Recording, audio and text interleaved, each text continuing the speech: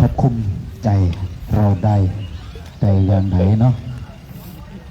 อารมณ์มันขึ้นมาเป็นเหมือนไฟเนาะ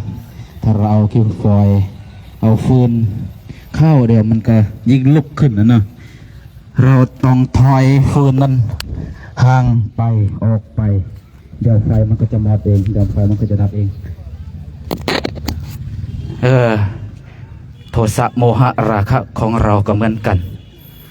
เราไม่ต้องเพิ่มไฟนั้นเราต้องเพิ่ม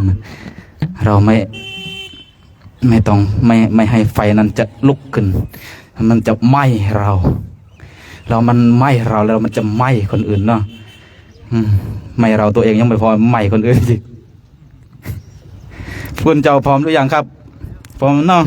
เดี๋ยวพร้อมเราจะกราบพระไหว้พระกันช่วงสายๆวันนี้ก่อนออกเดินทางจาริกกัน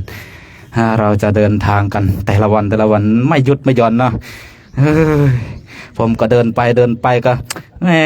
ตอนไหนว่าจะพักร้อนนะตอนไหนว่ามันเดินไม่ไหวแล้วมันก่าวขาไม่ไป2-3 วันแล้วหมดพลังหมดกำลังรู้สึกจะหงุดหงิดกับตัวเองแล้วก็ค้นหาตัวเองอยู่ว่าจะถอยหรือจะไปต่อนะแล้วเราก็ขึ้นครับเดี๋ยวเราจะกราบพระกันนะเดี๋ยวเตรียมกับพระรัตนตรัยกันครับพระคุณเจ้านอบน้อมคุณพระพุทธพระธรรมพระสงฆ์กันเมื่อดังพร้อมกันกราบ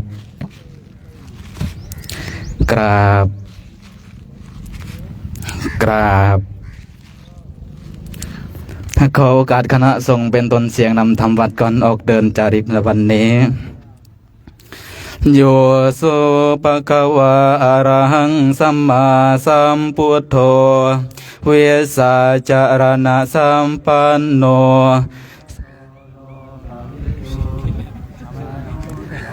โยโสภะคะวะอะระหังสัมมาสัมพุทโธสวากขาโตนะภะคะวะตาธัมโมสุปฏิปันโนยัสสะภะคะวะโตสาวกสังโฆธัมมยังภะคะวันตังสะธัมมังสะสังฆังอิเมหิสการะหิยะทาระหังอาโรเตหิอภิปูสยามะสาธุโนพันเตภะคะวาสุจิราปริเนพุโตปิปัสสิมาสนตานุกัมปมานาสาอิเมสการะทุกขตะปนาการะเตปฏิคันหาตุอัมหากังเทียคารตังหิตายะสุขายะอรหังสัมมาสัมพุทโธภะคะวาพุทธังภะคะวันตังอภิวาสวากขาโตภะคะวะตาธัมโมธัมมังนามัสสามิสุปฏิปันโนภะคะวะโตสาวกสังโฆสังฆังนามามิหันธัมมายังบุตตัสสะภะคะวะโตปุปภาคณามะการังกโรมะเสนะโมตัสสะภะคะวะโตอะระหะโตสัมมาสัมพุทธัสสะนะโมตัสสะภะคะวะโตอะระหะโตธัสสะนะโมตัสสะภะคะวะโตอะระหะโต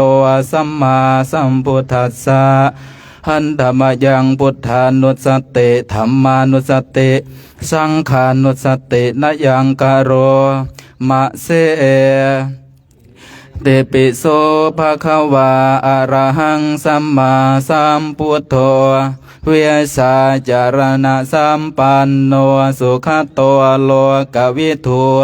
อนุตตรปุริสธรรมสารทิสัทธาเทวมนุสสานังพุทโธภะคะวะเต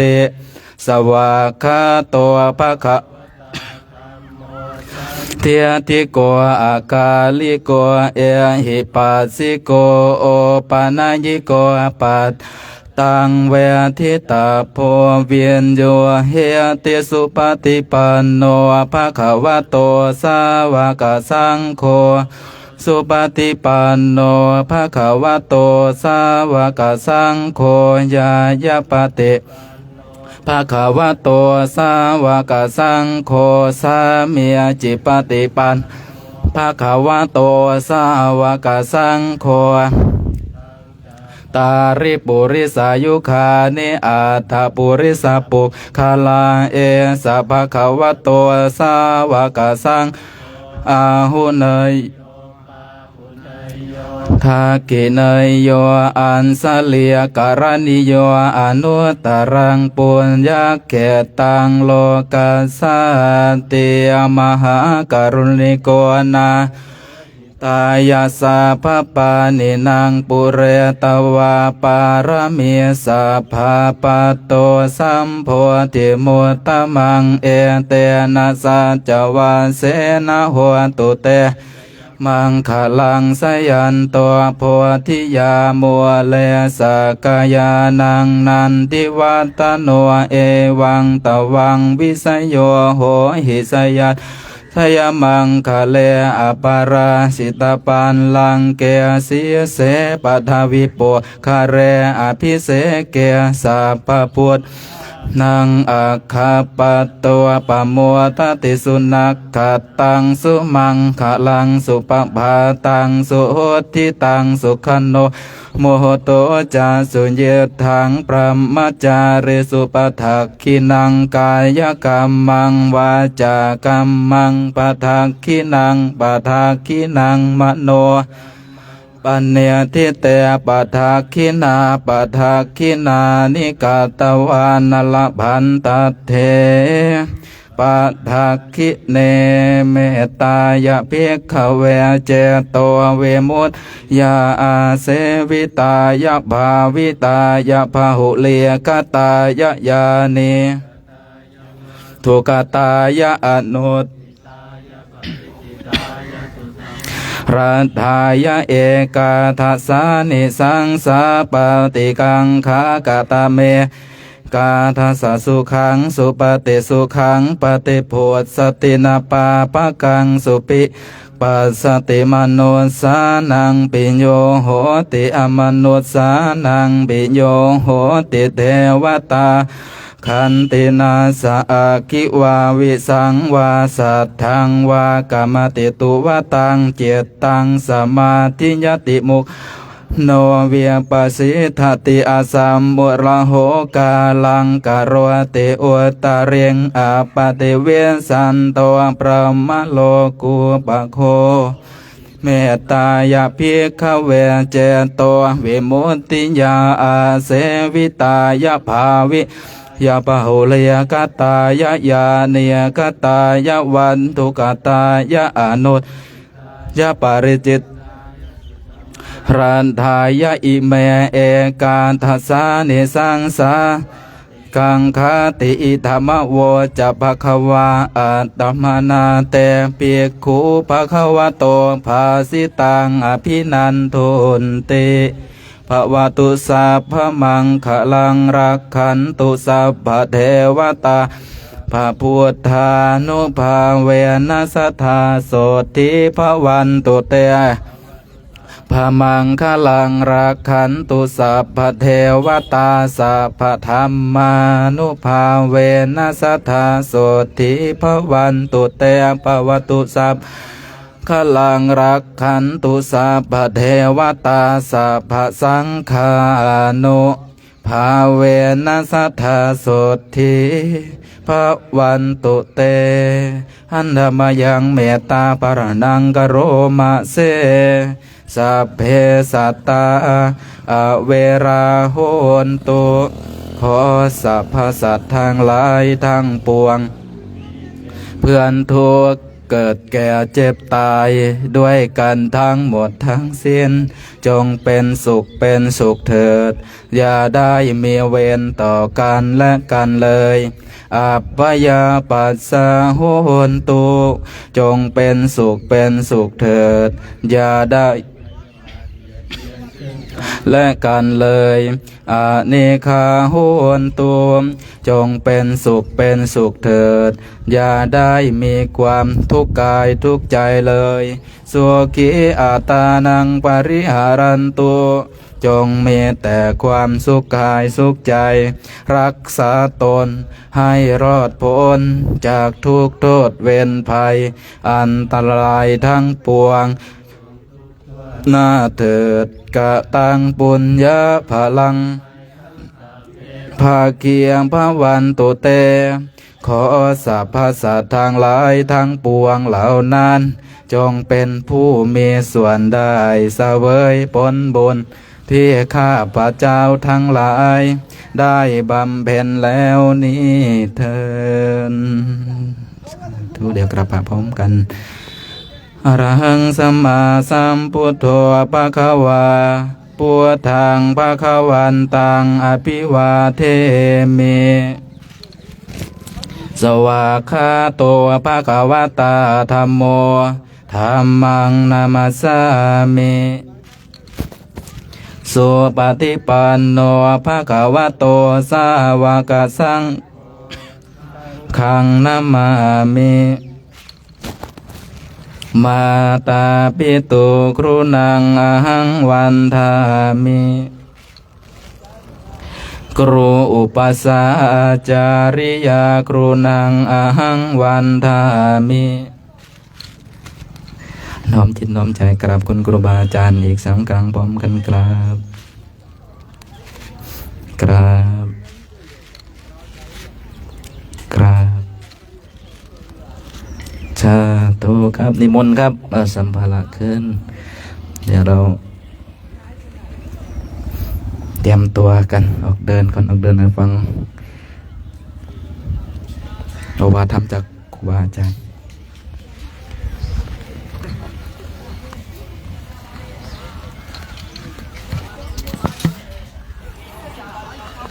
วันนี้ฟังเสียงสวดมนต์ก็คำรัศมีไปนะสติสตังไปไหนก็ไม่รู้นะต้องรีเซ็ตจิตแหละนะ ว่ารีเซ็ตจิต ผมก็นั่งฟังเขาจะไปจบยังไงขึ้นบทไหนจบบทจบยังไงวะนะลุ้นว่าจะไปยังไงนะถ้าเงียบแบบเนี้ยเริ่มต่อได้นะแต่ถ้าดันกันไปก็ผมก็ฟังดูว่าจะจบบทไหนนะเพราะเนี่ยแบบนี้ก็เคยนะครับขึ้นอีกบทหนึ่งจบอีกบทหนึ่งนะมันเป็นความสามารถพิเศษนะยากที่คนอื่นจะทำได้นะครับผมเนี่ยขึ้นอีกบทหนึ่งเนี่ยจบอีกบทหนึ่งเนี่ยผมเนี่ยบ่อยนะผมนี่บ่อยเลยบางทีจิตใจมันวุ่นวายเนาะจิตใจมันสับสนก็เลยบางทีได้หน้าลืมหลังได้หลังลืมหน้านะมันก็ต้องรีเซ็ตจิตใหม่เนี่ยตอนนี้เราก็จะได้มารีเซ็ตในการเดินวันนี้นะจะได้ออกเดินกันต่อวันนี้ก็ไปถึงก็จะได้โกนผมกันแล้วนะโกนผมกันผมใครเป็นพระธาตุก็จะไปทิ้งเลือดทิ้งลาดนะไม่ได้หรอกนะยุคนี้ยุคของผมกลายเป็นพระธาตุกันนะอะไรโอ้เยอะแยะไปหมดเลยเก่งจังเลยนะเดี๋ยวนี้เนาะเห็นเขาโฆษณากันเนาะไม่รู้โฆษณาถ้าเกิดอย่างนี้เนาะเนี่ยผมเป็นประธาตุกันของเราใครเป็นก็อย่าไปทิ้งเลือดทิ้งลาดนะเดี๋ยวคนมาเหยียบมาย่ำจะเป็นบาปเป็นกรรมเนาะเก็บดีๆนะเป็นประธาตุหลายๆนะหลายๆคนหลายๆท่านเห็นลงสื่อโซเชียลกันคนนั้นเป็นคนนี้เป็นบางสำนักเพียงแต่มือรูปเนี่ยประธาตุกระเด็นออกมากราวแม่ชีกวาดทิ้งบาปนะครับผมถ้าเป็นประธาตุจริงนะกรรมวิบากนะผมได้ยินนะโอ้ยที่สำนักเนี่ยนะอะไรแค่รูปเนี่ยประธาตุกระเด็นออกมาแม่ชีเก็บทิ้งขยะกันถ้าเป็นประธาตุจริงเนี่ยโอ้โหกรรมวิบากมากเลยนะกรรมวิบากนะครับเพราะว่าอะไรนะที่จะเป็นประธาตุได้เนี่ยเกิดจากจิตอันบริสุทธิ์นะครับฉะนั้นเนี่ยวัตถุที่ออกมาแล้วเนี่ยเกิดจากจิตที่อันบริสุทธิ์นี่บุคคลที่ไม่ให้ความเคารพนะย่อม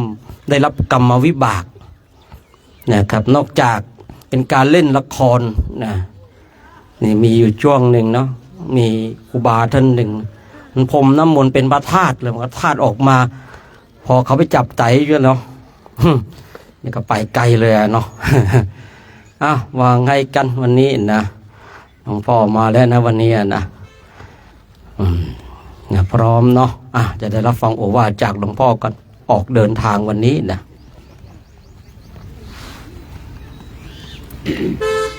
เอาสวัสดีตอนสายๆเวลาดีวันนี้วันจะได้ปลงผมกันแล้วเนาะ14 ค่ำกัน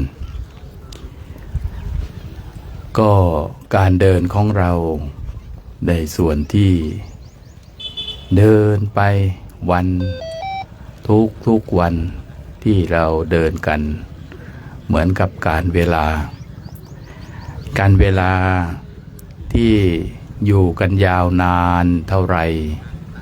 เนี่ยเหมือนบ่งบอกถึงอายุไขของเราก็เริ่มลดลงการที่เราอยู่กันยาวนานเราเดินกัน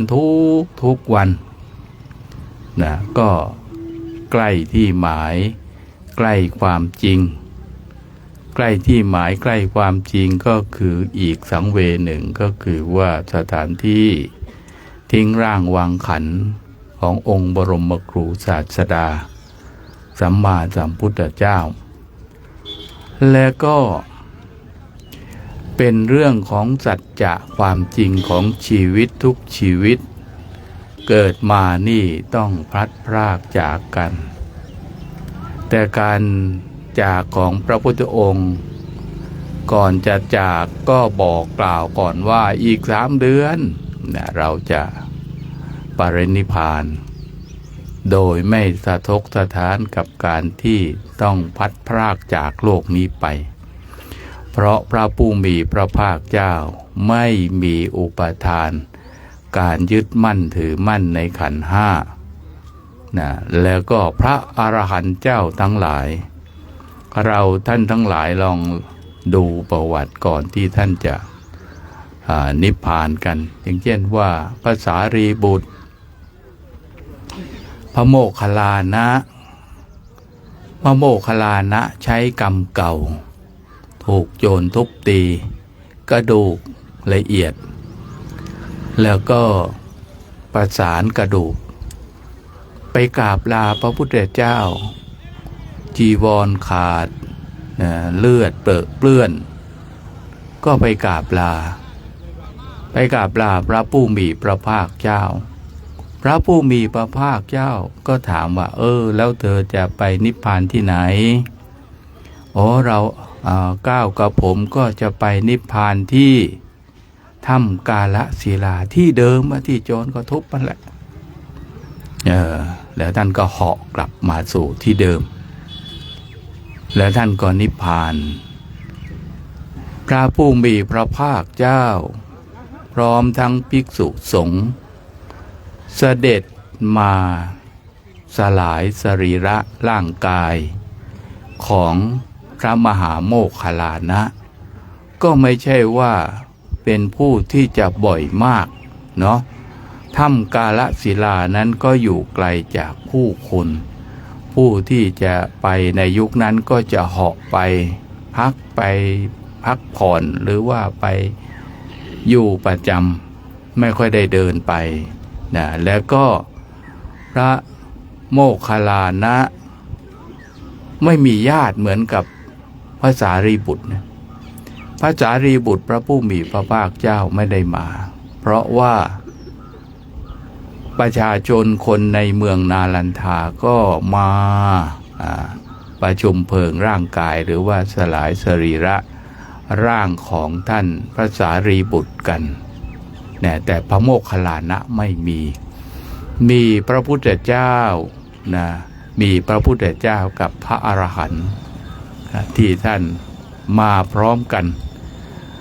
แล้วก็อีกรูปหนึ่งก็คืออัญญาโกฏัญญะโน้นอยู่ในป่าแต่อันนี้เราก็ที่พระผู้มีพระภาคเจ้าเสด็จไปพร้อมพระอรหันต์ผู้ทรงอภิญญาอันนี้พร้อมกับช้างที่ท่านอยู่พ พระอัญญาโกฏัญญะช้างท่านดูแลอุปถากท่านอยู่นะแล้วก็ท่านก็นิพพานที่นั่นก่อนจะนิพพานก็มาลาพระพุทธเจ้าเหมือนเดิมนะมาลาเหมือนเดิมนะนี่ให้เราว่าเราเข้าใกล้สัจจะความจริงที่พระองค์ทรงแสดงไว้โดยรูปกายว่ากายของเรานี้ไม่เที่ยงกายของเรานี้ถ้าเราไม่เข้าใจเราก็จะทุกข์กับกายของเราเราจะทำยังไงให้เราได้เข้าในใจในกายของเราเอากายของเราเป็นข้อปฏิบัติศีลธรรมที่เราเดินนี่นะเราเดินกันเนี่ยกายของเรานี่แหละเป็นตัวในการฝึกสติฝึกสัมปชัญญะเอากายของเราเดินมาให้รู้ตื่นเบิกบานเนี่ยกายของเรานี่แหละเป็นสะพานเชื่อมไปต่อให้ถึงพระนิพพานนะก็ขอถวายพระคุณเจ้าให้พระคุณเจ้าทุกรูปทุกองค์จงมีความรู้ตื่นเบิกบานเข้าใจในส่วนหลักธรรมคำสอนขององค์สมเด็จพระสัมมาสัมพุทธเจ้าและก้าวทุกก้าวมีพระพุทธเจ้าอยู่ในใจทุกรูปทุกองค์ทุกท่านด้วยเถิด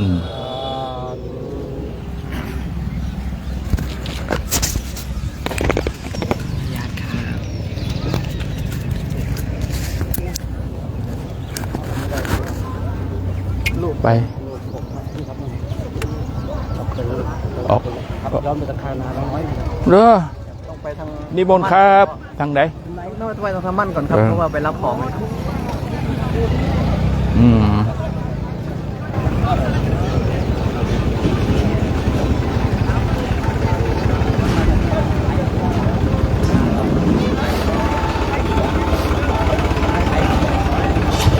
ฮะ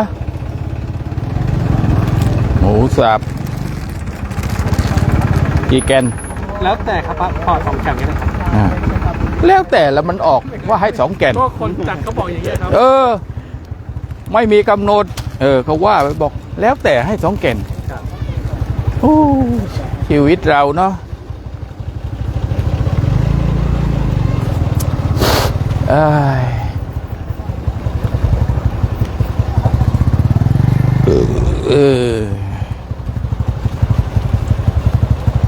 ดู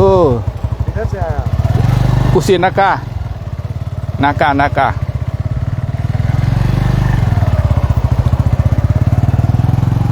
What forbid in my heart Buddha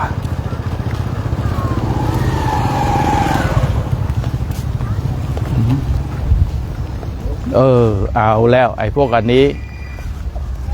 ไม่ดีนะเนี่ยโชคเนี่ยมาทำให้เรียบร้อยเกินไปมันต้องมารื้ออีกญาติโยมเด็กๆเขามาเอาขยะกันที่ขยะเป็นเงินนะดิเป็นทองคำมาดิเอาไปนี่นะซ้ายนะโอ้โหทางลัดอีกแล้วโอ้โหเมื่อเช้าพระคุณเจ้าเดินมาทางนี้กันจังเลยนะทางเลื่อมเลย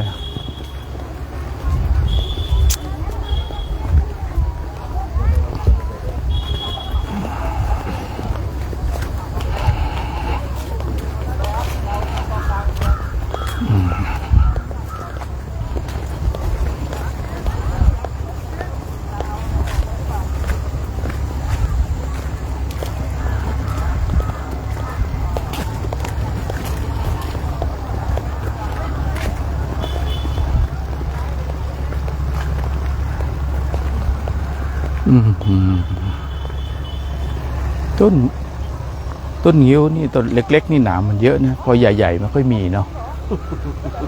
จริงๆดอกโกมุตบานนะเนี่ยสีเหลืองเพนเดนสีนะที่พระพุทธเจ้าเสด็จมาลืมไปเลยเว้ยดูต้นไม้เนาะ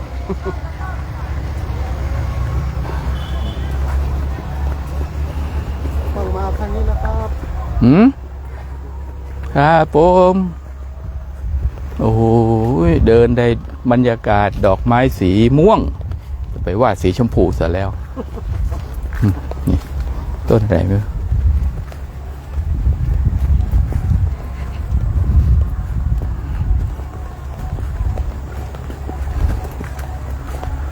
โอเคแล้วเนาะ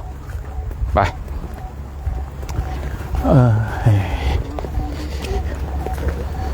วันนี้เดินในท่ามกลางของวิถีทางของธรรมชาติกองเป็นคลองน้ำความจริง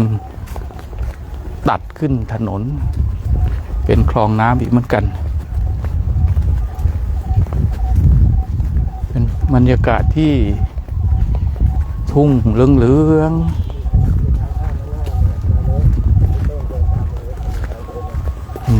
เนี่ยเดี๋ยว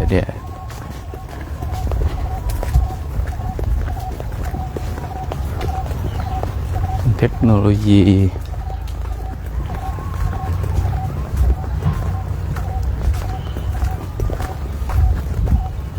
มะม่วงมันติดดีกว่าบ้านเราอะโชคดอกช่อดีจังเลยนะเพี้ยเพ้อไม่มีเหมือนบ้านเรานะไม่เห็นเลยนะ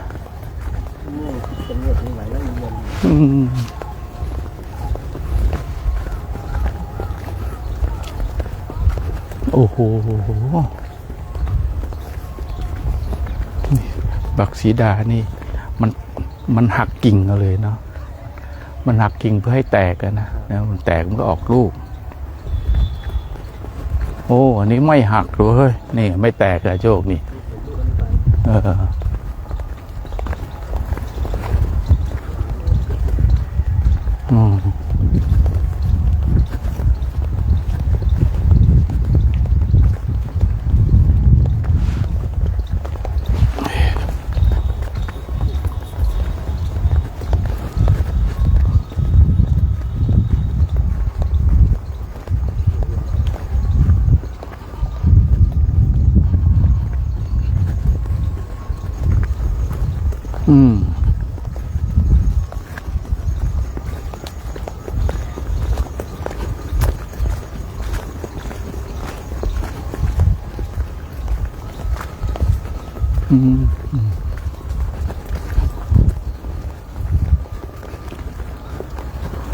ต่อไปมะม่วงต้นใหญ่ไม่มีเนาะโอ้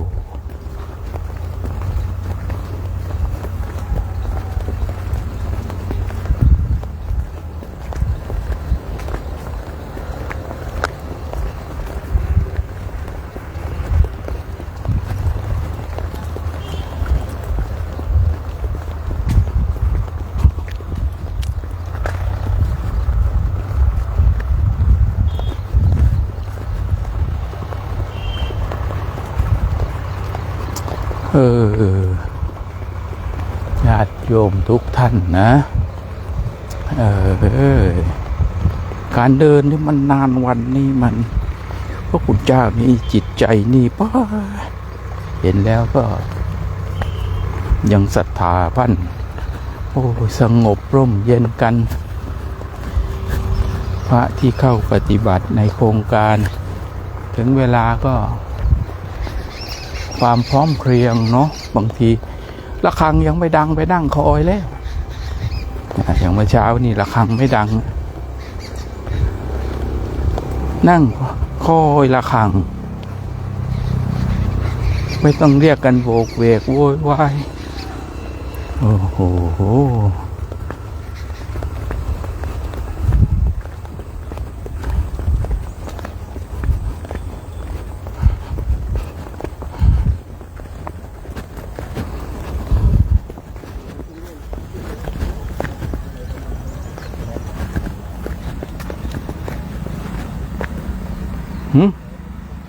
anh nhớ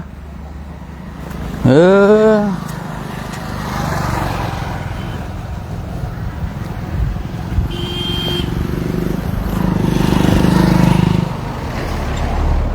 ้ยทางนี้นะ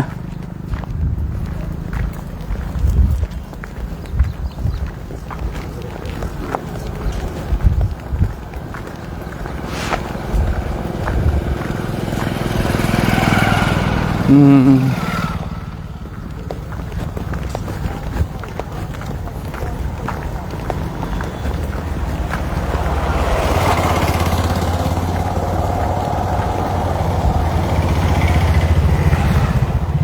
อื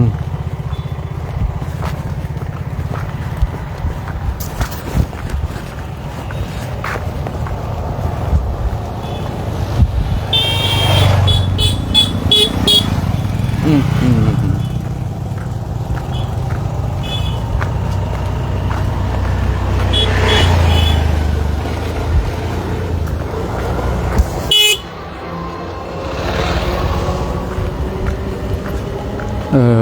ที่เราเห็นในภาพนี่มันเป็นถนนที่สร้างขึ้นมาเพื่อจะกั้นน้ำไม่ล้นข้ามฝั่งไปทางโน้นก็เลยได้ถนนอีกเส้นหนึ่งที่อินเดียเขาทำถนนปุ๊บเสร็จแล้วต้องปลูกต้นไม้ต้องปลูกต้นไม้นี่ต้นไม้นี่ต้องปลูกให้รอดนะมีวิธีการของเขาดูแลให้รอด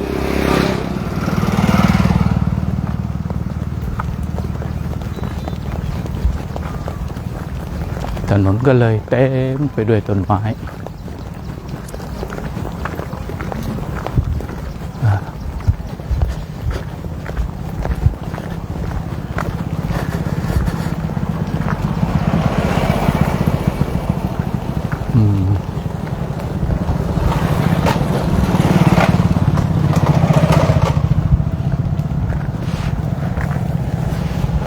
ต้นไม้เยอะ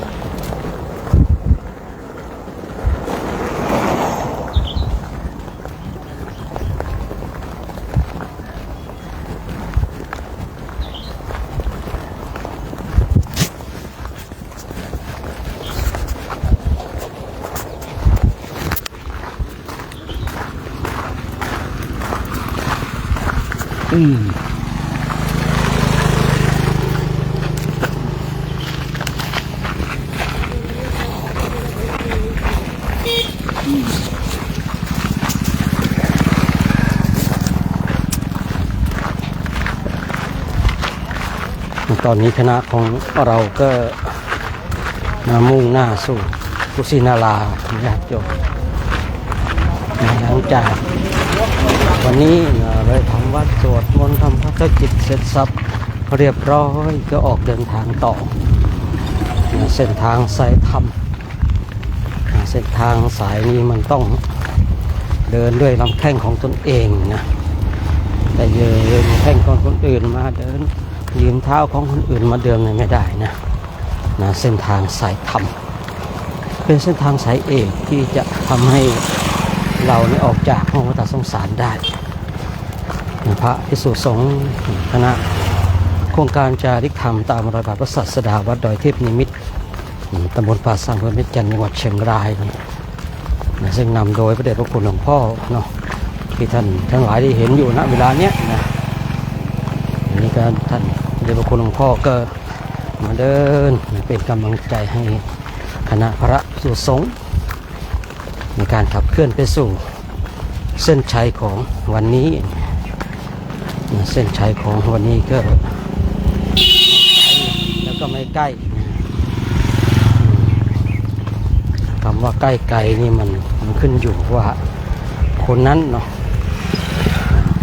คนมีกำลังน้อยและยิ่งเป็นการเดินอีกโอ้โหไกลเหลือเกินแต่คนมีกำลังน้อยนั่งรถโอ้ยใกล้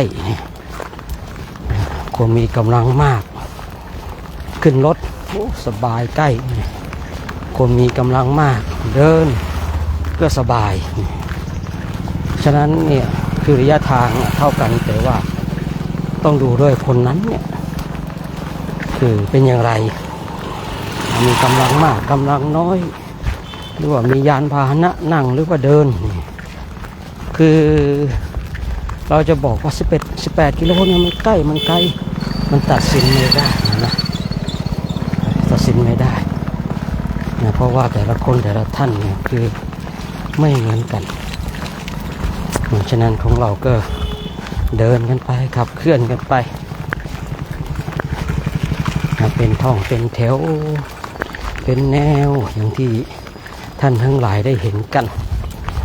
นะซึ่งเมื่อคืนเองก็ได้พักที่โรงเรียนวันนี้ก็ยังพักโรงเรียน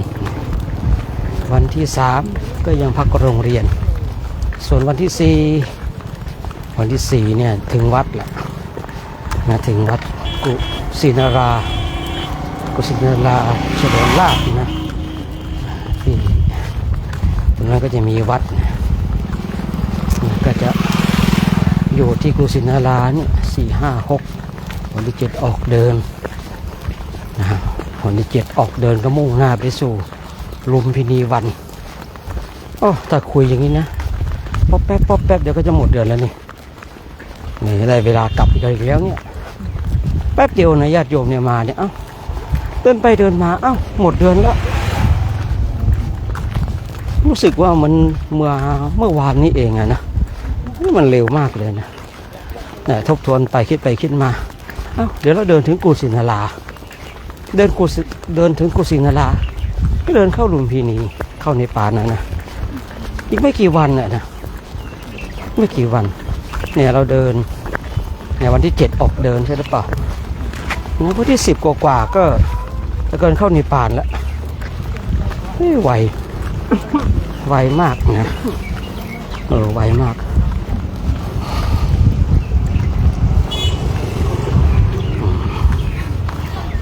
อันนี้ในความรู้สึกของอาตมาเองนะคือเราของเรามาเป็นฮะตรงไปเหรอตรงไปไม่ใช่เหรอตรงไปสิตรงไปซื่อไปเลยซื่อไปเลยตรงแนวไปเลยเส้นเนี้ย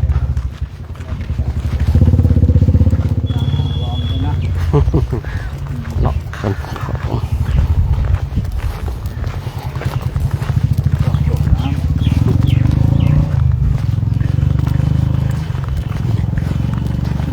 เมื่อเราถึงที่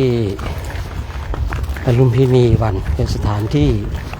ประสูติบุรุษเอกของโลกนะหรือว่าประสูติพระโพธิสัตว์ไปถึงตรงนั้นก็อยู่ตรงนั้นอีกหลายวันนะก็จะหมดเดือนเลยนะอยู่ระหว่างเนปาลนี่ก็น่าจะประมาณวันที่14-15นะมีนาถ้าถึงวัน14-15แล้วมันก็เลยไม่กี่วันนะได้กลับโอ้โหช่วงเวลาแห่งการสร้างบุญบารมีมันเร็วนะญาติโยมมันเร็วเหลือเกินนะวันเวลาเนาะช่างเร็วเหลือเกินเดี๋ยวก็หมดวันบางทีนะมาถึงแป๊บเดียวจะสว่างแล้วมาถึงแป๊บเดียวระฆังดังแล้วนะพระของเราเนี่ยมาร่วมโครงการบางทีก็คือบางคนบางท่านก็โยมอย่าไปว่าดังไปนะบางรูปบางองค์7-8 วันแล้วไม่ได้ส่งน้ำนะอันนี้เป็นความลับของเราท่านทั้งหลายนะโยมไม่ต้องไปอยากรู้ว่าองค์ไหนนะนี่เขากำลังทำสถิติกันว่าใครกี่วันแล้วนะอันนี้คือความลับที่เราไม่สามารถจะบอกใครได้นะแต่เรารู้กันไม่กี่คนนะเพราะอะไรบางทีก็อย่างที่อาตมาภาพว่าคือบางอย่างเนี่ยถ้าเราแบบเอาเวลาไปส่งน้ำบางอย่างมันก็ต้องตัดทิ้งไปแต่ถ้าเราจะไม่ส่งน้ำเราก็ได้อีกบางอย่างมาคือเวลาบางทีถ้าเราทำแบบหลายๆอย่างเนี่ยนะมันไม่ได้มันจะต้องตัดสิ่งนั้นเพื่อทำอีกสิ่งหนึ่งแม้แต่ผู้พูดเองนะแม้แต่ผู้พูดเองนี่ก็ต้องเราจะทำสิ่งใดดีมี2 สิ่งให้เลือกถ้าเลือกสิ่งนี้เราจะ ไม่ได้ทำสิ่งนั้น เพราะเวลามันมีสักเวลามีครึ่งชั่วโมงอย่างเงี้ยแต่สิ่งที่จะทำเนี่ยมี2-3อย่างอย่างเงี้ยนะเราก็จะต้องเลือกสิ่งหนึ่งเหมือนกันพระคุณเจ้าบางทีก็อยากจะนั่งพักนานๆหน่อยเนี่ยนะอยากจะนั่งพักฉะนั้นตัดการส่งน้ำไปนะถ้าเราเอาส่งน้ำมันก็หมดตัดการนั่งพักไปนะเพราะอะไรเราไปถึงนะเราไปถึงอย่างสมมติว่า5 โมงเย็นเนี่ยกว่ากลางเต็นท์เสร็จอะไรเสร็จมันก็เกือบจะ6 โมงอย่างเงี้ยนะทำโน่นทำนี่เอาข้าวของบริการหลายอย่างเดี๋ยว6 โมงครึ่งระฆังดังแล้วนี่6 โมงครึ่งระฆังดังแล้วมันจะต้องได้อย่างเสียอย่างที่บอกไว้บางทีเวลามันก็เลยเร็วหรือว่าเป็นสิ่งที่ว่าคือเราไม่ได้คิดอะไรมากมายหรือเปล่าก็ไม่รู้ว่าเนาะไม่มีเรื่องกังวลไม่มีเรื่องอื่นๆมากวนใจเวลามันเลยเร็วในวันนี้เดี๋ยววันที่4วันที่4ถึงกุสินารา4, 5, 6อยู่กุสินาราวันที่7ออกเดินประมาณ14, 15ก็ข้ามด่านพอข้ามด่านไปอยู่ที่ลุมพินี4-5 วันก็ออกมาหนุนมุ่งหน้าไปพาราณสีพอมุ่งหน้าไปถึงพาราณสีไปวัดเชตวันอีก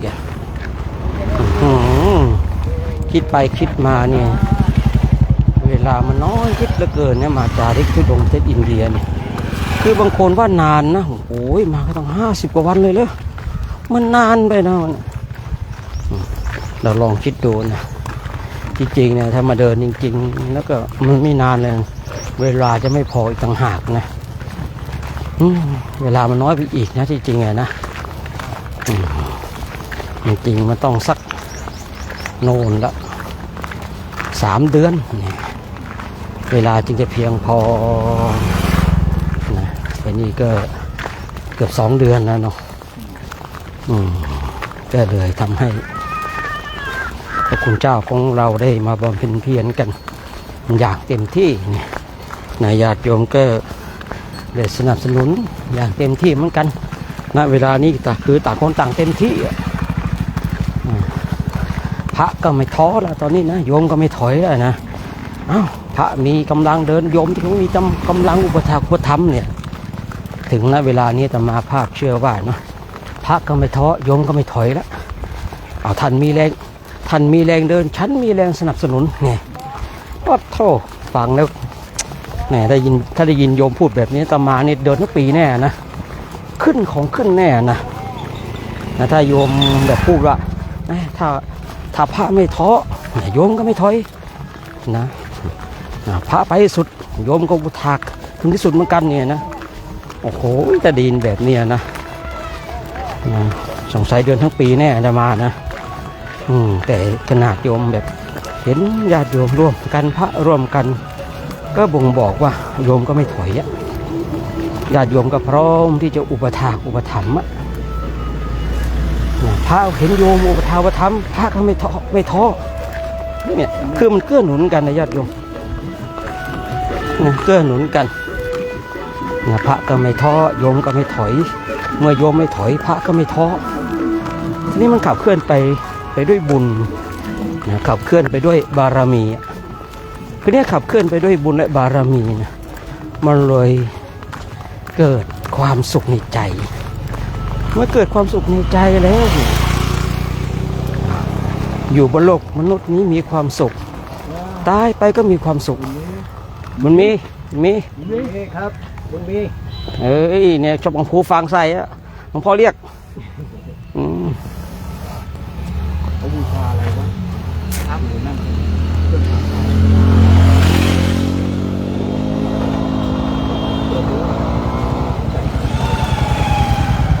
ตอนนี้เรากำลังดูว่าเขากำลังบูชาอะไรนะหลวงพ่อสงสัยเจอเขาเล่นของนะของเข้าตัวนะบุญมีนะมีของกันหรือเปล่าไม่รู้นะน้ำไม่มีครับเหรอ อันนี้น่าจะเป็นการบูชาอะไรสักอย่างหนึ่งผมมีข้าวสารโอ้โหเอาละเขาเล่นของแล้วบุญมีคืนนี้นะมีของเข้าเนาะเอาละมีนะมีของเข้าตัวแล้วคืนนี้นะ เขาทำในนั่นบูชาไปเจอในพระวินัยที่ห้ามพระได้ที่ได้พระเอาเก็บฉันกันนะนี่เราแวะดูการบูชาของน่าจะเป็นคนฮินดูนะเมื่อสักครู่นี้นะคราวนี้เราย้อนกลับมาพระก็ไม่ท้อโยมก็ไม่ถอยต่างคนก็ต่างเกื้อหนุนฝ่ายเกื้อหนุนซึ่งกันและกันก็เลยทำให้ชีวิตของเรามีความสุขเมื่อบนโลกนี้มีความสุขนะไปโลกหน้าก็มีความสุขท่านทั้งหลายไปโลกหน้าก็มีความสุขอยู่โลกนี้ก็มีความสุขไปโลกหน้าก็มีความสุขไปมามีความสุขทั้งสองโลกนะโลกนี้ก็มีความสุขโลกหน้าก็มีความสุข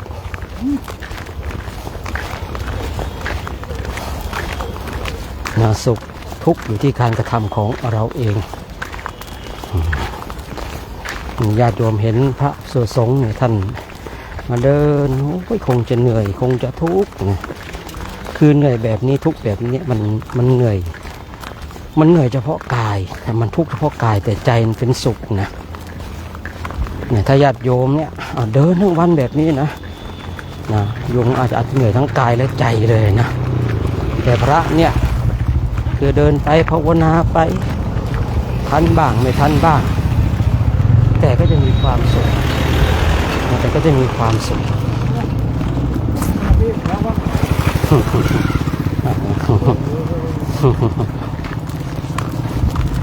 แต่ก็มีความสุขนะก็เป็นเช่นนี้ญาติโยมถนนก็มีเลนเดียวนะแบ่งกันใช้แบ่งกันเดินนะคือทุกคนมีสิทธิ์นะแค่เลนเดียวญาติโยมนะพระเราก็เดินเต็มถนนเหมือนกันนะเวลารถมารถก็เต็มถนนต่างคนต่างใช้ไม่ว่ากันนะเขาก็ไม่ว่าเรานะถ้าเราไม่หลบให้เขาก็บีบแต่อยู่อย่างนั้นนะเขาไม่มาด่าเราหรอกนะเขาจะบีบแต่ก็เป็นเช่นนี้ญาติโยมประเทศอินเดียหลากหลายอย่างนะทำให้พระบางท่านที่ไม่เคยมาก็ได้ประสบการณ์บางทีท่านอยู่ที่วัดท่านก็จะไม่ได้เปิดสู่โลกกว้างนะแล้วก็จะไม่ได้มองรอบข้างให้เป็นโลกพอท่านออกมาแบบนี้ท่านก็จะเปิดจิตสู่โลกกว้างมองรอบข้างให้เป็นครูเห็นโน่นเห็นนี่เป็นครูบวกกับการที่ตนเองทำวัดสวดมนต์บวกกับตนเองในภาวนาเนี่ยเวลาที่ว่าเปิดจิตสู่โลกกว้างมองรอบข้างให้เป็นครูเนี่ยมันก็จะมีเครื่องสะกิดใจมาเห็นคนแก่เห็นเด็กเห็นคนอินเดียเห็นโน่นนี่มันจะมีเครื่องสะกิดใจที่ประกอบไปด้วยธรรมะ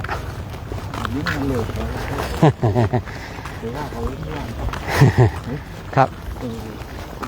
ครับผมคงจะได้ระยะแล้วครับครับผมครับไป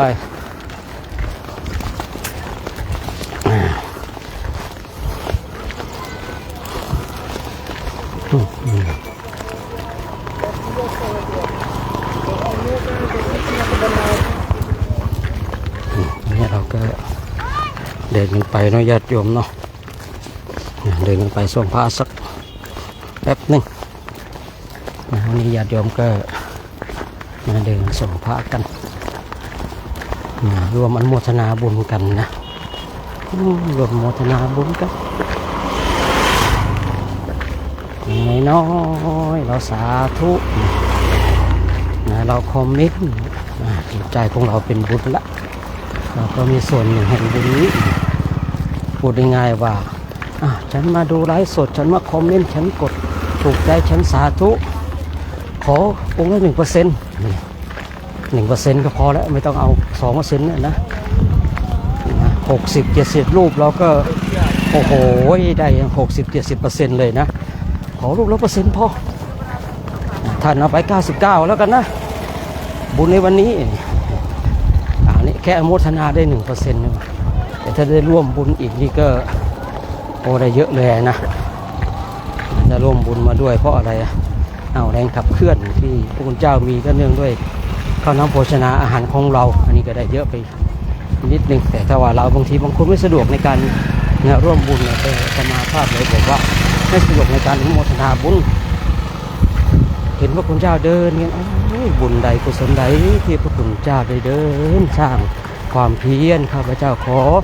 เป็นส่วนหนึ่งแห่งบุญนั้นข้าพเจ้าขอสัก1%ก็ยังดีเนี่ยแต่ละรูปคนละ60 รูปก็60%ใช่หรือเปล่าโอ้โหเกิน10070นะก็70%เกือบ100เลยนะเนี่ยบางทีเราเนี่ยมาเห็นดีสิ่งดีๆมาเจอสิ่งที่ดีๆนะใจของเรามันไม่ดีกับสิ่งที่เราเห็นมันก็เลยทำให้เราพลาดโอกาสในการได้บุญได้กุศลนะญาติโยมฉะนั้นบางทีเราเจอคนสร้างกุศลเจอคนสร้างคุณงามความดีเราไม่มีโอกาสได้ทำเช่นท่านก็ขอเป็นส่วนหนึ่งแห่งบุญนี้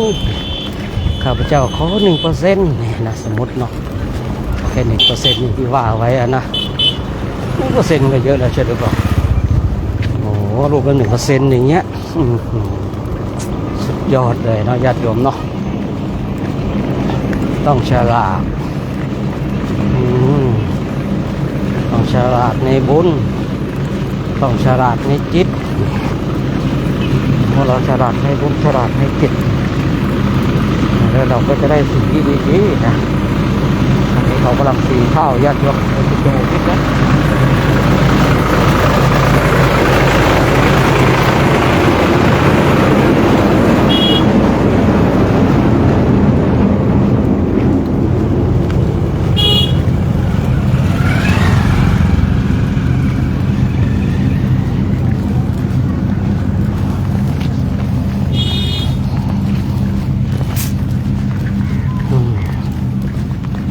ประมาณนี้เอาละเนาะวันนี้ญาติโยมก็ตามส่งตามอนุโมทนาบุญเนาะเดี๋ยวจะได้ให้พระท่านไปตามไปดูเนาะข้างหลังเป็นยังไงกันโชคดีมีชัยด้วยญาติโยมเนอะเอาไปเอาเต็มที่เลยแล้วแต่นะ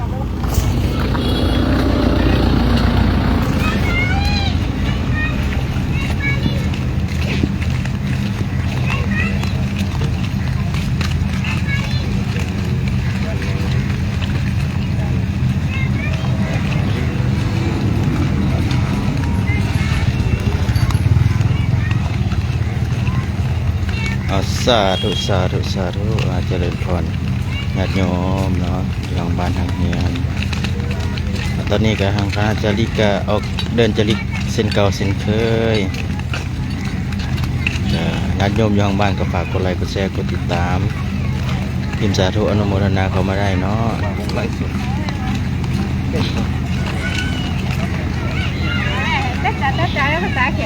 ภาษาแขก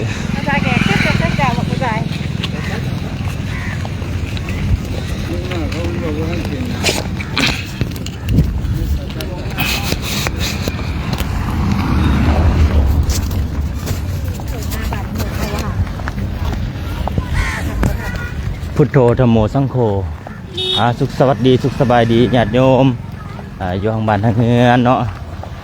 จะหาญาติโยมบังคับบรรยากาศทางพ่อแม่ครูบาอาจารย์เนาะได้เดินจาริกมาในมื้อนี้เนาะก็เช่นเก่าเช่นเคยให้ญาติโยมได้เห็นภาพบรรยากาศเนาะก็เรียนมาเห็นทางคลิปนี้ก็ฝากกดไลค์กดแชร์สาธุอนุโมทนาเข้ามาได้เด้อญาติโยมจะเป็นบุญเป็นกุศลแก่ญาติโยมเองเนาะหรือว่าจะรับชมหรือว่าเบิ่งไลฟ์สดนี่ก็ได้บุญคือกันเบิ่งหาบรรยากาศเนาะทางไลฟ์สดเนาะ ก็เปรียบเสมือนได้ย่างนำพ่อแม่ครูบาอาจารย์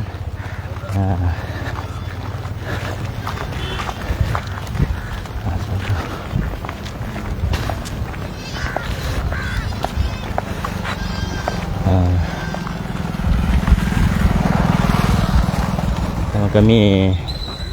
ทางโยมบรรณาเนาะสามิไซขอน้อมนมัสการขอน้อมอนุโมทนาสาธุกันว่าคนลาวเนาะโยมสาธุสาธุโยมบรรณาเนาะก็ที่อนุโมทนาสาธุหรือว่าอยากจะถามปัญหาหรือว่าอยากถามเนาะสิ่งใดสิ่งหนึ่งก็สามารถถามเห็นพอได้เนาะ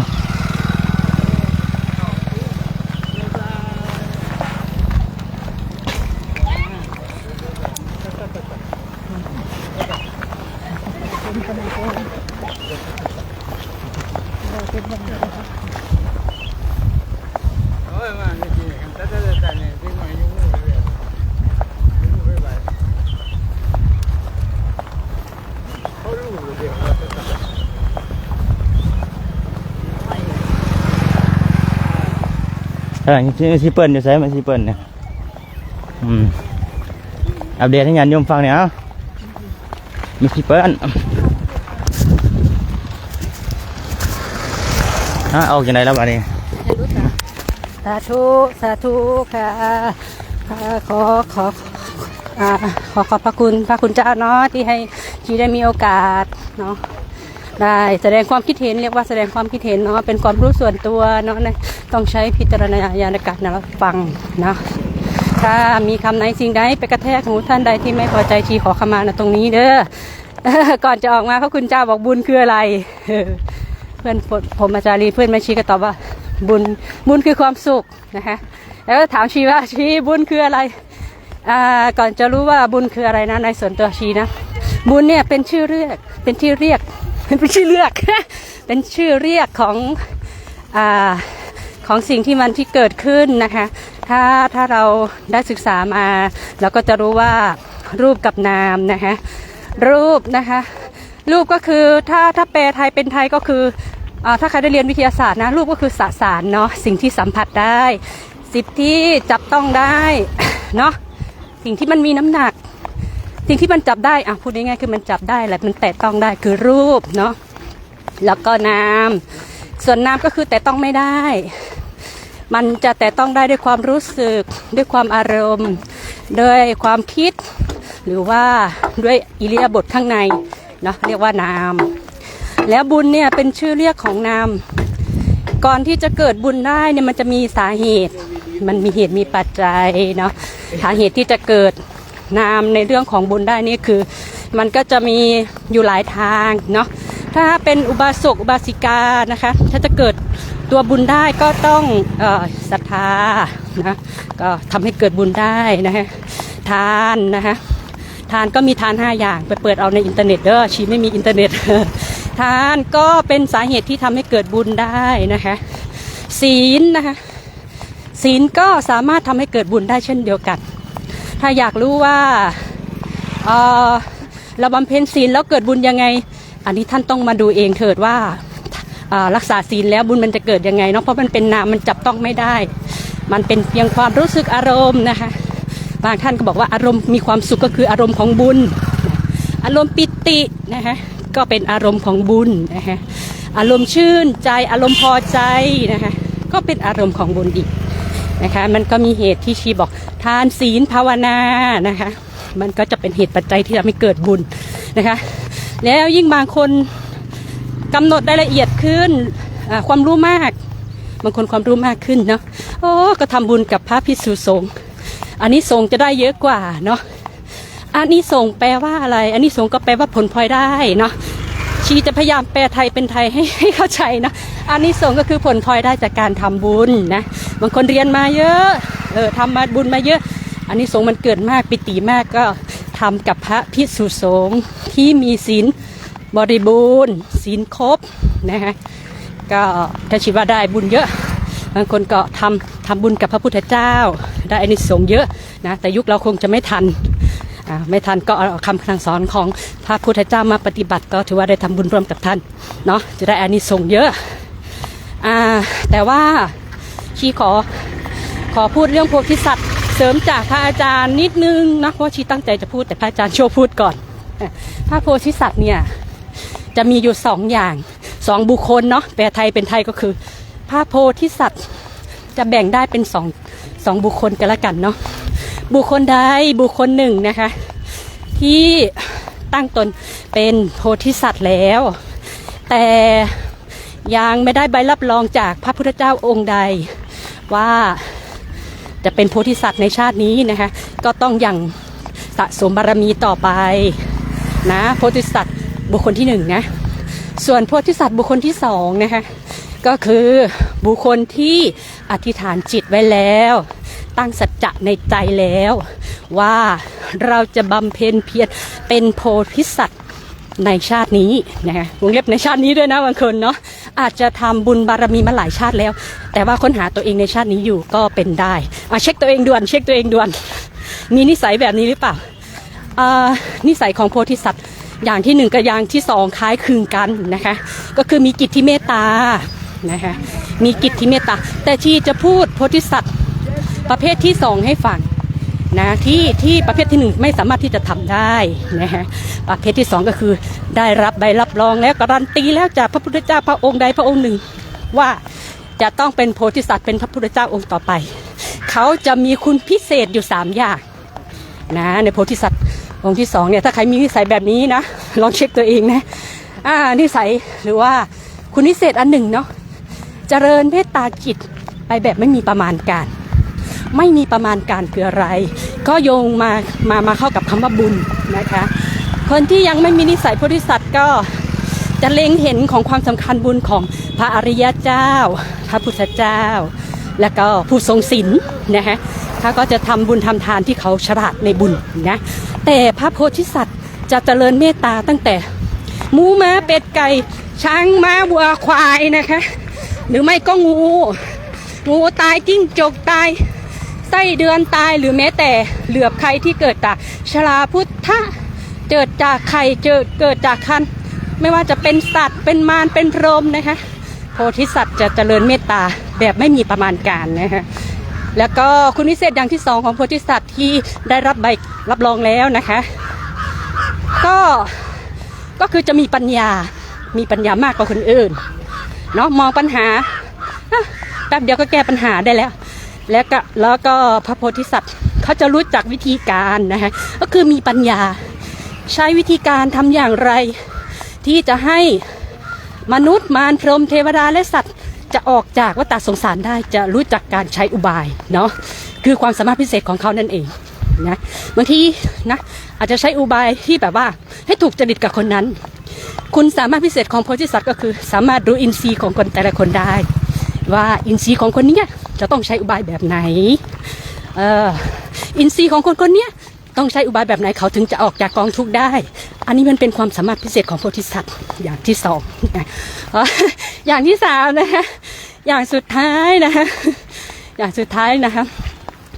เมตตาไปแล้วปัญญาไปแล้วอย่างสุดท้ายก็คือความสามารถพิเศษที่เรารู้กันในเรื่องของอภิญญาเนาะถ้านักบวชก็จะรู้จักคำว่าอภิญญานะแต่ในโพธิสัตว์นะคะอภิญญาก็คือความรู้ยิ่งนะคะยิ่งกว่าลึกกว่านะเราลองเช็คตัวเองสิมีอภิญญาหรือเปล่าเอาเรื่องง่ายๆก็ได้เรื่องของกินพวกนี้อยากกินข้าวอันนี้แน่นอนอภิญญาเกิดได้กินข้าวแน่นอนพวกนี้นะเอาเรื่องที่มันยากกว่านี้นิดนึงนะก็จะมีคุณพิเศษที่ไม่เหมือนใครสามารถรู้เรื่องหน้าอนาคตอดีตนะคะแต่ว่าก็รู้ได้เฉพาะตนเพราะว่ายังอย่างตัวเป็นโพธิสัตว์อยู่นะคะ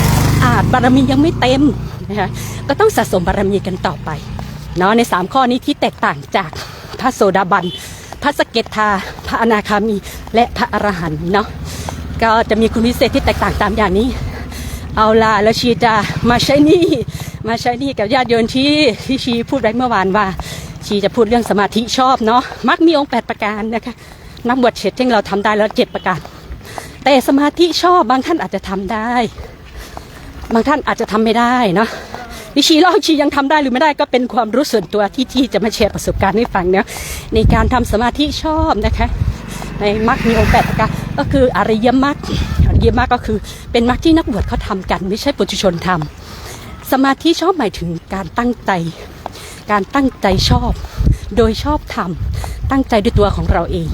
ไม่มีใครมาแนะนำนะคะการตั้งใจทำสมาธิชอบของเรามันตั้งใจจากของตัวเราเองปฏิบัติเองเห็นจริง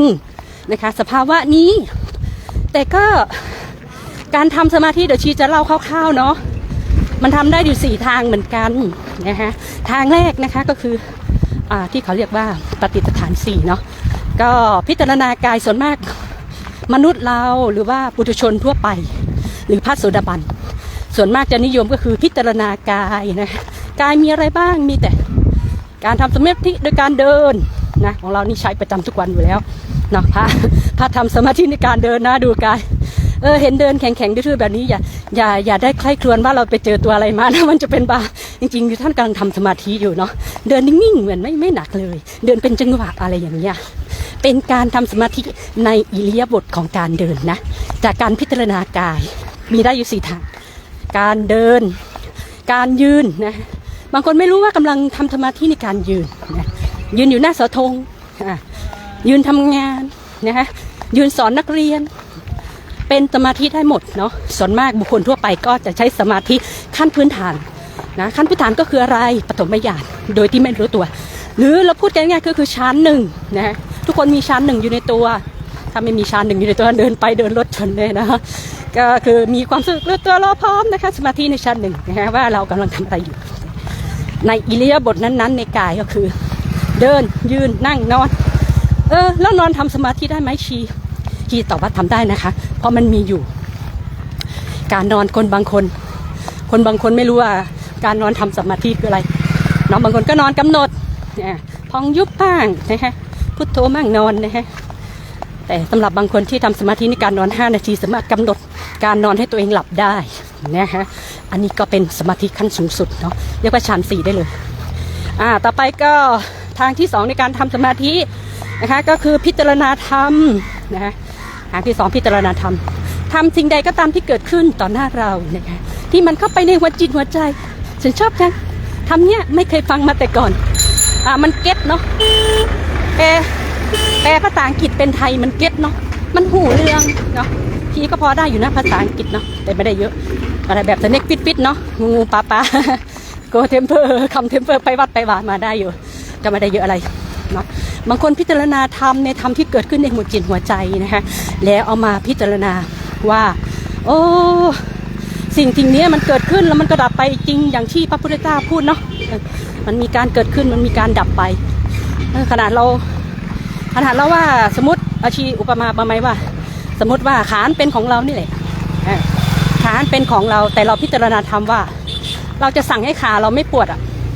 มันสั่งไม่ได้นะคะเพราะมันเป็นรูปนะคะรูปมันเป็นไปเพื่ออาพาธนะคะอย่างพระสูตรที่บอกว่ารูปมันเป็นไปเพื่ออาพาธเราสั่งขาให้ป่วยไม่ได้นะคะพิจารณาไปก็ทำในข้อนี้สัจธรรมในข้อนี้มันเป็นจริงอันนี้คือการพิจารณาธรรมนะอย่างที่2พิจารณาจิตนะอย่างที่3เพื่อที่อย่างที่3การพิจารณาจิตในการทำสมาธินะคะสมาธิชอบมีกับพิจารณาจิตด้วยนะพิจารณาจิตยังไงนะคะมันมีอยู่2อย่างคือสำหรับพระอริยสงฆ์หรือว่านักบวชที่ทำได้แล้วชีจะพูดถึงคนที่ทำได้แล้วละกันนะคนที่ทำได้แล้วเนี่ยเมื่อเขาพิจารณาจิตได้ถึงขั้นสมถะเนาะมันมีอยู่2อย่างนะคะอาจจะแปลไทยเป็นไทยไม่แปลเป็นภาษาบาลีกันนะคะสมถะก็แปลว่าหยาบนะคะเป็นจิตที่หยาบอยู่นะคะก็สามารถอย่างเข้าสู่ความสงบได้เหมือนกันเนาะสำหรับคนที่มีสมถะฝึกได้แล้วคือฝึกสมถะได้แล้วสงบอยู่เหมือนกันนะคะแต่ไม่ใช่วิปัสสนาญาณเนาะมันไม่ใช่จิตที่เกิดจากวิปัสสนาญาณเนาะก็แยกกันไม่ออกว่าระหว่างสมถะกับวิปัสสนาญาณคืออะไรที่ชีจะแปลไทยเป็นไทยให้หยาบกับละเอียดเนาะวิปัสสนาญาณนี่คือมันจะละเอียดขึ้นมันเห็นความสงบเหมือนสมถะแต่ว่าความสงบของวิปัสสนาญาณเนี่ยเขาจะแยกรูปแยกนามเป็นและเขาจะรู้ว่าสิ่งที่ทำที่เกิดขึ้นไม่ว่าจะเป็นสุขเวทนาทุกขเวทนาหรือเฉยเวทนา ก็เป็นพิจารณาด้วยว่ามันเกิดขึ้นแล้วก็ดับไปนะอันนี้คือวิปัสสนาญาณอย่างละเอียดเขาเรียกว่าวิปัสสนาญาณอย่างไม่ละเอียดเขาว่าสมถะเนาะเข้าใจง่ายๆแบบนี้อย่างที่สี่เนาะดูในธรรมในจิตในกายในเวทนาในเวทนานะอย่างที่สี่นะคะวกมันจริงๆแล้วอยู่ในข้อ2เนาะพี่ชีจะวกมาข้อสุดท้ายเพราะว่ามันสำคัญมากในการเดินจาริกของเราเนาะในการพิจารณาเวทนานะเป็นอย่างที่4ในการทำสมาธิชอบเวทนาทุกคนรู้อยู่แล้วนะคะอาการที่มันเจ็บมันปวดเนี่ยอาการที่มันเจ็บมันปวดคืออาการทุกข์นั่นเองเนาะทุกข์ก็บอกไปแล้วเนาะมักมีองค์8นั่นแหละดับได้ก็คือดับทุกข์ได้นะต่อไปก็เวทนาด้วยความสุขบางคนสงสัยความสุขคือเวทนาเหรอใช่ค่ะความสุขคือเวทนาอย่างหนึ่งเนาะสุขก็คือเป็นชื่อของความทุกข์ที่ลดลงนั่นเองมันก็อยู่ในข้อของเวทนานะเกิดขึ้นตั้งอยู่ดับไปเช่นเดียวกันแล้วก็ถ้าเฉยๆล่ะถ้าเฉยๆก็เป็นเวทนาอีกเหมือนกันในการพิจารณาเฉยๆเนี่ย ไม่ค่อยจะมีคนทำได้นะชีจะยกมาพูดแล้วกันเนาะให้เวลาชี5 นาทีหายใจก่อนเฉยๆเนี่ยเป็นเวทนาได้อย่างไรก็เราเฉยแล้วมันเป็นเวทนาอยู่อย่างหนึ่งตัวเวทนาก็คือการที่เราวางเฉยวางใจได้ไม่ใช่ว่าเราจะทำกิจให้มันเสร็จสิ้นเนี่ยฮะไม่ใช่ว่าจะขึ้นวิปัสสนาญาณได้มันเป็นเพียงอารมณ์เวทนาที่มันเฉยๆกับทุกข์กับสุขนะฮะซึ่งอย่างถึงความสงบนั่นเองเนาะเขาเรียกว่าเฉยเวทนาเลยชีจะแปลไทยเป็นไทยเพราะชีแปลเป็นภาษาบาลีไม่ค่อยถนัดเนาะเฉยๆก็เป็นเวทนาเนาะอันนี้ก็รวมๆกันก็คือสมาธิชอบเนาะในมรรคมีองค์8ของพระอริยเจ้านะคะชีก็ได้ติดหนี้กับญาติโยมไว้เอามาพูดกันว่าสมาธิชอบนะคือตั้งใจมั่นชอบนั่นเองให้เราตั้งใจทำก็คือทำได้เองนั่นแหละคือความชอบทำการตั้งใจทำจะทำได้เองในสิ่งที่ชีพูดนั่นแหละก็สุดท้ายนะคะก็ใครที่ยังบารมีให้เต็มเปี่ยมเนาะเป็นพระโพธิสัตว์ชีก็พระโพธิสัตว์เนี่ยก็มีคุณวิเศษ3อย่างที่ชีบอกไปแต่ว่านิสัยของโพธิสัตว์ที่เหมือนกันทุกพระองค์นะคะก็คือพระโพธิสัตว์จะมีนิสัยที่เหมือนกันทุกพระองค์อยู่อย่างหนึ่งคือพระองค์จะไม่อธิษฐานขอให้รูปข้าพเจ้าเป็นอย่างนั้นขอให้ข้าพเจ้าร่ำรวยขอให้ข้าพเจ้ามีความสุขขอให้ข้าพเจ้าเป็นนู่นเป็นนี่จะไม่มีในหัวของโพธิสัตว์นะคะโพธิสัตว์ทุกพระองค์จะมีนิสัยเดียวกันก็คืออะไรจะเกิดก็ช่างเกิดไปรับไปเหมือนการกวาดถนนนะฮะกวาดไปเรื่อยๆไม่ได้กองไว้แล้วก็เก็บทีเดียวอันนั้นไม่ใช่ก็คือเหมือนกับว่าสิ่งสกปรกอันไหนมาแล้วก็กวาดอันนั้นกิเลสอันไหนมาแล้วก็ทำสิ่งนั้นอันนี้คือนิสัยของโพธิสัตว์ที่เหมือนกันสรุปได้ง่ายๆนะคะวันนี้ก็ต้องขออนุโมทนากับพระนะคะขอบพระคุณพระที่ให้โอกาสชีได้แสดงธรรมอีกวันหนึ่งเนาะชีต้องบอกว่าเป็นความคิดส่วนตัวนะคะจะเชื่อไม่เชื่อนะคะใช้วิจารณญาณในการรับฟังนะเพราะมันเป็นสิ่งที่ชีปฏิบัติได้ในโครงการนี้นะแล้วก็จากที่ชีสะสมมาตั้งแต่7 ขวบเนาะก็ถ้าเกิดว่ามีโอกาสอีกชีจะใครตั้งคำถามมาเดี๋ยวชีจะตอบนะแต่ชีจะตอบคำถามนั้นๆในส่วนที่ชีรู้เนาะวันนี้สาธุทุกคนเด้อสาธุพระคุณเจ้าค่ะ